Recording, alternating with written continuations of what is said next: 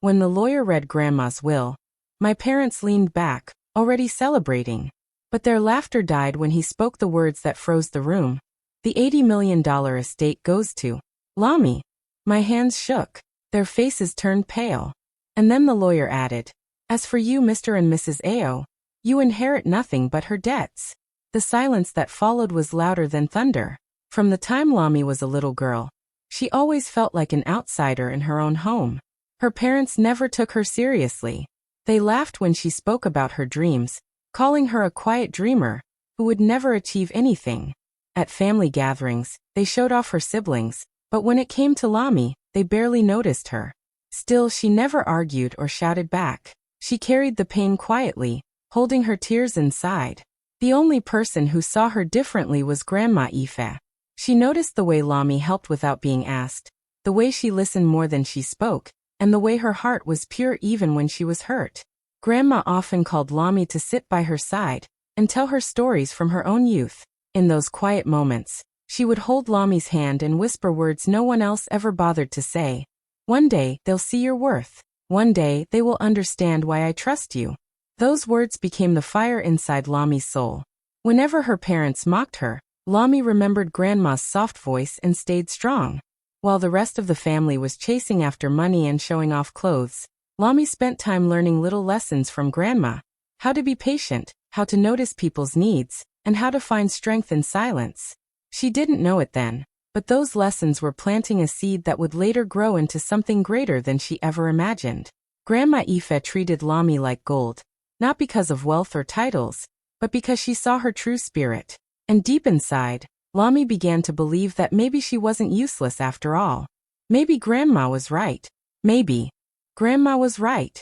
Maybe one day, the world would open its eyes. That love between them became the strongest bond in the family, one that no one could see, but one that would later decide the fate of everyone when Grandma's final will was read. Ao and Mornike, Lami's parents, were known in the neighborhood for their love of showing off. They were not the richest people, but they lived as if money would never finish. They loved expensive clothes, big parties, and loud celebrations. Almost every weekend, their home was filled with music, food, and guests who came only because of the free enjoyment. The sad truth was that most of the money they used was not theirs. They borrowed constantly, and many of those loans were taken in Grandma Ife's name. They didn't even ask her permission sometimes. They just used her reputation to get what they wanted, believing that one day the estate would belong to them, and they could easily pay everything back. They also loved to remind others of the inheritance they thought was coming. At parties, Ao would brag that one day he would own all of Grandma's land, cars, and businesses. Mornike would laugh and describe the luxury cars she planned to buy when the estate became theirs. They lived in a world of imagination, painting a picture of riches that were not yet theirs but already spent in their minds. In all of this, Lami was invisible. Her parents never included her in their plans. At the dining table, when they spoke about the future, they mentioned only themselves and their other children. If Lami tried to speak, they quickly silenced her. To them, she was just the quiet one with no voice, no dreams, and no importance. Many times, relatives would come to the house, and Lami would be the one serving food or cleaning while her siblings were praised. Her parents made it clear that she was not the star of the family. The saddest part was that Lami never wanted their money or their parties. All she ever wanted was to be seen, to be treated as someone valuable. But in her parents' eyes, her worth was nothing compared to the wealth they were chasing. They measured success only in gold and luxury, and because Lami did not shine in that way, they pushed her aside. They could not imagine that the same child they treated as invisible would one day hold the key to everything they were dreaming of. Their obsession with wealth blinded them to the quiet truth that Grandma had already seen. Real value was not in luxury or show, but in loyalty, patience, and love. While Ao and Mornike were busy showing off to friends and planning a future full of luxury, Lami was always by Grandma Ife's side. She never complained about being left out. Instead, she found peace in Grandma's quiet company. Many nights, while her parents stayed out late at parties or argued over money, Lami and Grandma would sit together in the kitchen. They cooked simple meals, shared laughter over small stories, and read through old letters that carried the history of the family. Lami listened carefully to every word. holding on to the wisdom hidden in those late-night talks. Grandma noticed something her own children failed to see. Lami's heart was steady, her loyalty deep, and her patience rare. Unlike her parents, who only visited Grandma to ask for money or favors, Lami stayed without expecting anything in return. She swept the compound, kept the storerooms in order, and even helped Grandma check on workers who managed the farmlands. Slowly, Grandma began to trust her more than anyone else. She shared secrets that had never been spoken aloud to others. One evening, Grandma opened a wooden box filled with papers, deeds, and land titles. She explained how the family's wealth was built, how some businesses were hidden from greedy relatives, and how important it was to protect the legacy. Lami sat wide-eyed, unable to believe that Grandma was showing her things even her parents had never seen. "You must understand," Grandma told her. Gently, "riches mean nothing if they are placed in the wrong hands. I need someone who will not waste what I have worked for." From that moment, their bond grew stronger. It was no longer just about cooking together or reading letters. It became a secret partnership. Lami learned how to balance accounts, how to manage land tenants, and how to see through false promises. Every lesson Grandma gave was a hidden gift, preparing her for something greater than she could imagine. Meanwhile, her parents never suspected anything. They were too busy parading as future heirs, blinded by their obsession. They laughed at Lami's quiet nature, never realizing she was being prepared to carry the weight of the family legacy. For Grandma, it was clear. Wealth could not be trusted to those who only wanted to spend. It had to rest in the hands of someone who understood care, sacrifice, and love. And in Lami, she found exactly that. Their secret bond became the invisible thread that would soon decide the future of the entire family.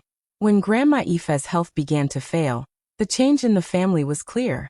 The once strong woman who had carried the family name with pride now spent her days in bed, weak and in need of constant care. But instead of rallying around her, Ao and Mornike kept their distance. They were far too busy showing off at parties, attending gatherings, and living a life of fake wealth built on borrowed money.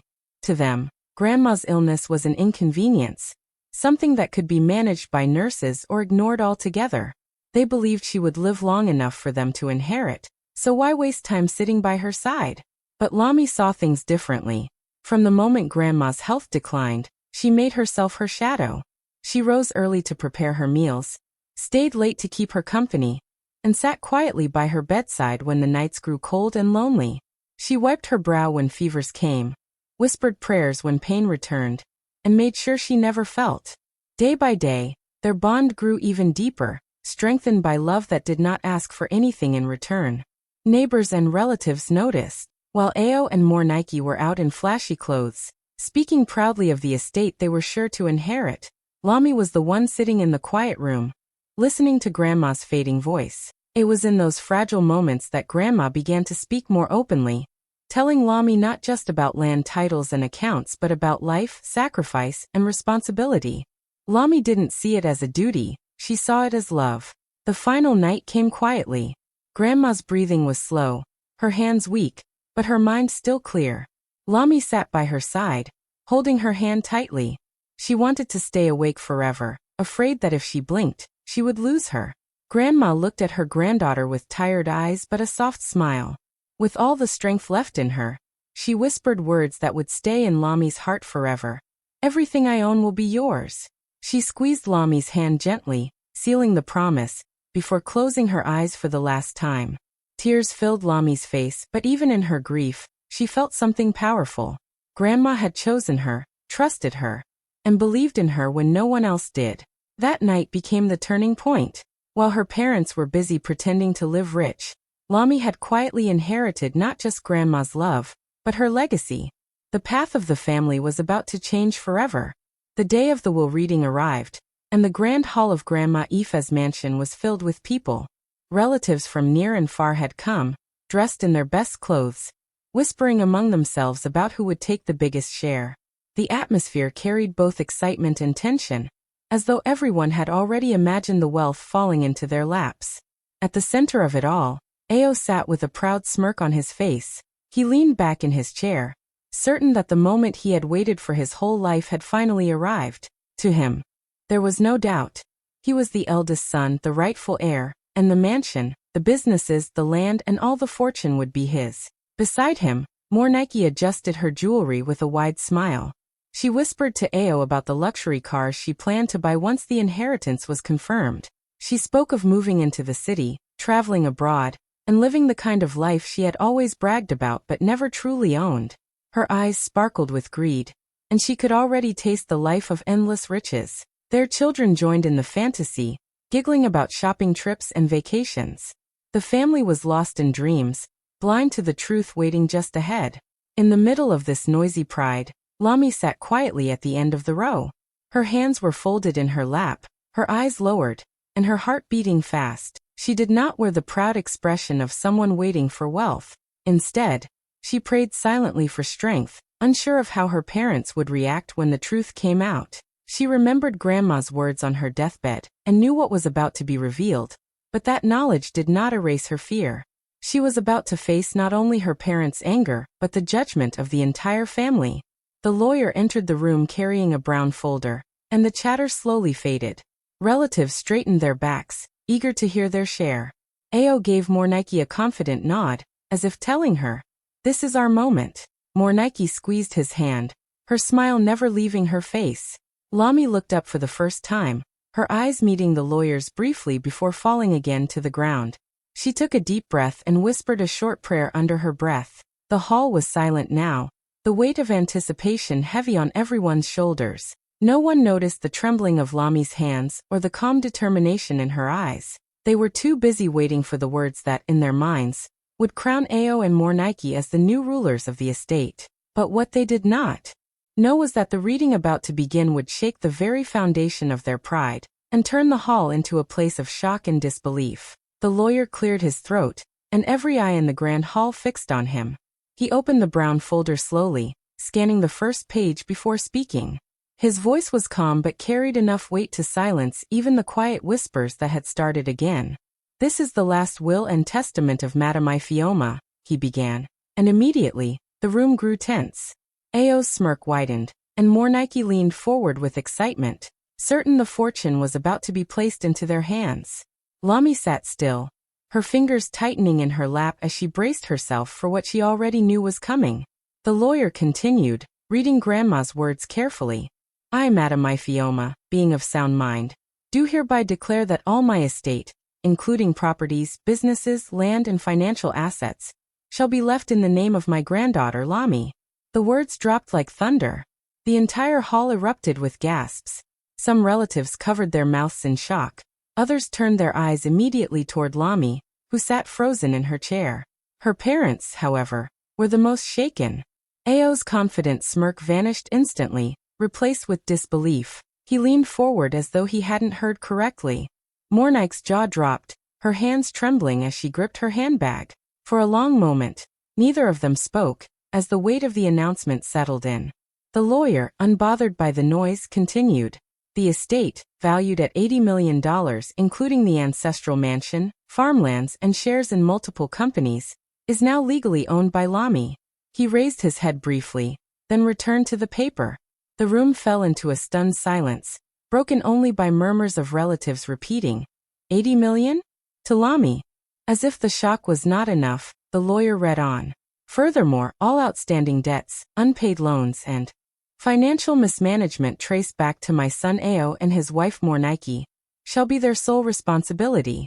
These debts are excluded from the estate, and shall be paid in full by them." This second blow landed harder than the first. Ao's face turned red as he slammed his hand on the table. "This cannot be," he shouted. Mornike shook her head rapidly, her voice breaking as she muttered, "No, this is a lie.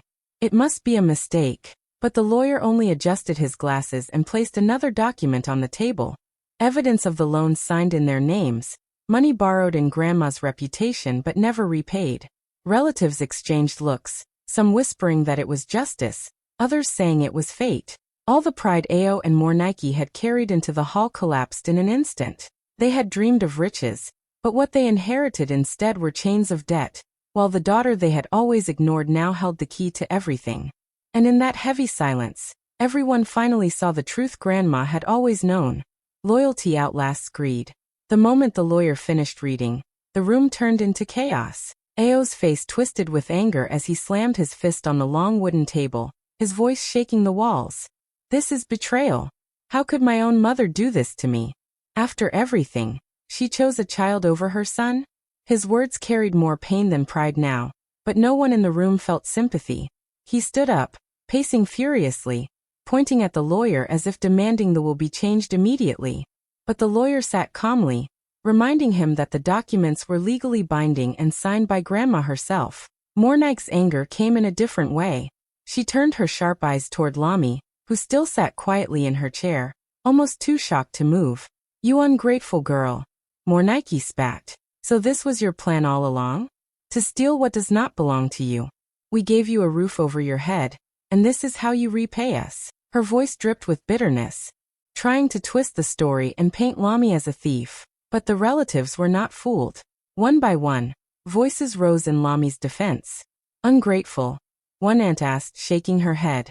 Wasn't it Lami who stayed with Mama Ife when she was sick? Another added. While you two were throwing parties with borrowed money, it was this girl who cooked for her, who cleaned, who prayed with her every night. The hall began to fill with murmurs of agreement. Heads turned toward Ao and Mornike with judgment, no longer respect. Ao tried to fight back. Lies. You don't know what you're saying. But even his siblings, who had watched from the sidelines, spoke up. We saw it with our own eyes. You left Mama Ife alone. Only Lami cared for her. Only Lami earned her trust. Their words cut deeper than the will itself, stripping Ao and Mornike of the image they had worked so hard to maintain. Lami, still quiet, kept her eyes lowered, refusing to answer her mother's insults. She didn't need to. The truth was already being spoken by those around her. Every relative in that hall remembered how Grandma had been neglected by her own children, and how this quiet granddaughter had been her only light in her final days. The anger in Ao's eyes burned hotter, but it was powerless now. The will was sealed, the truth was known, and the support of the family had shifted completely. Instead of seeing Lami as the quiet dreamer, they now saw her as the rightful heir. For Ao and Mornike, rage was all they had left, while Lami, without even raising her voice, had already won. A few days after the will reading, the weight of reality began to crush Ao and Mornike. The debts in their name grew heavier, and the pride they once carried started to fade. Still, in their hearts, they believed they could bend Lami to their will. One morning, they arrived at the gates of the ancestral mansion dressed in fine clothes, trying to look as important as they once did. They walked in boldly, demanding the doors be opened, declaring, "This is our family home. No one can deny us entry." The guards, who had been instructed by the lawyer and Lami, refused to let them in without her permission. Shocked and embarrassed, Ao shouted that no one had the right to stop him from entering his mother's house. Mornike raised her voice too, insisting that family rights gave them control over the mansion. But their voices only echoed in the compound, with no power behind them. Lami soon appeared, calm and composed, though her heart pounded inside. She stood in front of her parents, the same ones who had once treated her like nothing, and faced their demands. Ao stepped forward, his voice sharp. Lami, open the doors. You know this house belongs to us. Enough of this nonsense. We raised you. You cannot shame us like this. Mornike added quickly. Yes, you cannot forget we are your parents. We deserve our place in this home. For a moment, Lami looked at them quietly, then reached into her bag and pulled out a folder of documents. With steady hands, she unfolded them and held them out for everyone to see. These are the legal papers, she said softly but firmly. The mansion and every property in Grandma's estate are under my name. You have no rights here anymore. The words hit harder than anything the lawyer had read days earlier. Ao's mouth opened, but no words came. Mornike's face fell, her pride draining away as the truth settled in. The guards glanced at the documents and then back at Lami, confirming that she was indeed the rightful owner. The couple who once lived for wealth and respect now stood powerless at the gates of the house they had always claimed would be theirs. In that moment, the reality they had denied became clear. Their daughter, the one they had dismissed as invisible, now held all the power. They had begged for access, but all they received was the cold truth written in black and white. Their pride crumbled, leaving behind only shame and the painful knowledge that the mansion they once flaunted now belonged to the very child they had underestimated. After the storm of arguments and confrontations, the mansion finally became quiet. Lami walked through its wide halls, each step reminding her of the bond she once shared with Grandma Ife.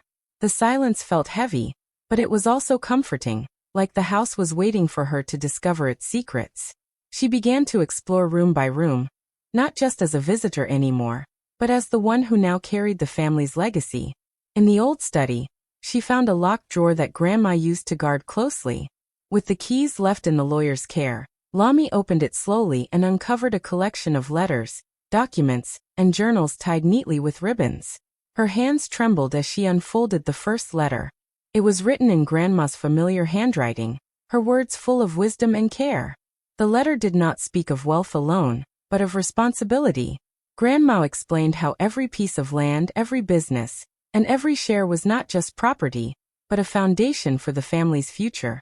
She warned that if these treasures fell into the wrong hands, they would vanish quickly, leaving nothing but shame behind. As Lami read through more letters, she discovered secrets hidden for decades. Grandma had detailed how some relatives tried to cheat the family, how some lands were saved from being stolen, and how businesses were protected by careful planning. It was like unfolding the very history of her bloodline, page by page. Lami realized that Grandma had been preparing her for this role long before the will was even written. Every lesson in patience, every late-night conversation, every story had been guiding her toward this moment. Then she came across the final letter, marked differently from the rest. With tears in her eyes, she read Grandma's last message. Wealth belongs to those who love, not those who use. It is not money that keeps a family alive, but dignity, kindness, and truth. If you carry these, the riches will grow. If you abandon them, the riches will destroy you. Those words sank deep into Lami's heart. For the first time, she understood fully that the inheritance was never just about money or power. It was about trust, about carrying a name with honor. Grandma had not simply left her riches. She had passed down a lesson, a responsibility, and a reminder that love is the greatest wealth of all. Holding the letters close to her chest, Lami felt both the weight and the strength of her grandmother's legacy. The mansion was no longer just a house, and the estate was no longer just property. It was a symbol of dignity, and now it was hers to protect, not just for herself but for the generations yet to come. The day of the community gathering arrived, and people filled the hall, curious about what Lami would say. The same neighbors who once whispered about her being abandoned by her parents now watched with new respect. Lami stood tall at the front, her voice steady but filled with emotion. She looked around the room, pausing before she began to speak. "My parents thought they lost wealth," she said, her eyes briefly finding Ao and Mornike seated stiffly in the corner. "But what they truly lost was honor." A hush fell over the room, every word sinking deep into the crowd. She lifted her chin, holding the letters Grandma left. "Grandma gave me more than an estate. She gave me her trust, her lessons, and her love. She reminded me that wealth is not measured by money alone. Love is the only true investment, and in the end it always pays back." Her words struck like lightning. Some in the audience nodded with tears in their eyes. Others clapped softly, waiting for more. Lami continued, her tone stronger now. "I did not ask for this inheritance.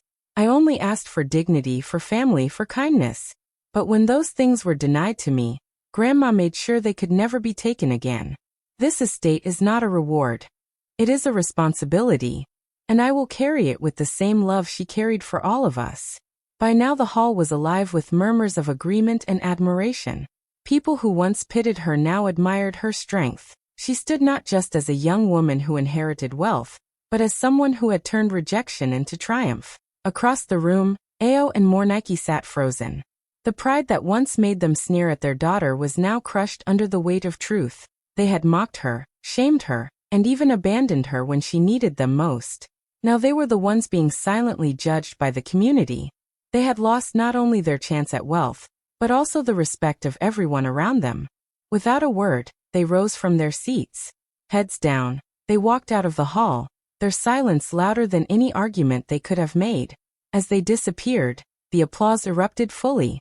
The crowd rose to their feet, clapping and cheering, their voices filling the hall with thunderous support. Lami stood in the center, her eyes glistening but her smile steady. She had spoken her truth, and her grandmother's lesson lived on through her. That night, Lami was no longer seen as the abandoned child. She was the granddaughter who carried her family's honor, the young woman who turned pain into power, and the symbol of how love always proves stronger than pride.